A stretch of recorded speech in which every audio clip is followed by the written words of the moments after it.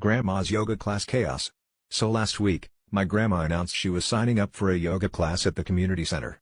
Now, this is the same woman who does her morning stretches by chasing squirrels off her porch, so naturally, my family was a little skeptical. Still, she insisted she wanted to get with the times, which apparently involves wearing tie-dye leggings and carrying a water bottle that says Namaste, y'all. The only mildly strange part? She asked if anyone knew if yoga mats came in corduroy. Fast forward to the first class, I offered to drive her, mostly because I wanted to see if she'd actually go through with it or if we'd end up at bingo night by mistake again. The room was filled with the typical yoga crowd, people in serene poses, soft flute music, and an instructor who looked like he'd never eaten a carb in his life. Grandma took her spot, but instead of sitting cross-legged, she set up her mat behind everyone else, muttering something about keeping an eye on the competition. About 10 minutes in, the instructor asked everyone to move into a flowing sequence.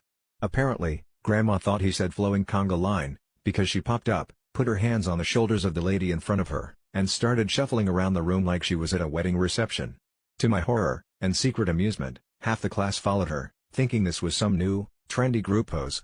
The instructor looked so confused that he almost fell out of his own tree pose. By the end of class, not only had Grandma led the entire room in a full circuit around the yoga mats, but she'd also convinced everyone to chant Hey Macarena during the cool-down. As a thank you for spicing up the session, the instructor handed her a plastic tiara and officially named her Queen of Flexibility, both physically and socially. I guess you could say my grandma's downward dog turned into a downright conga logue.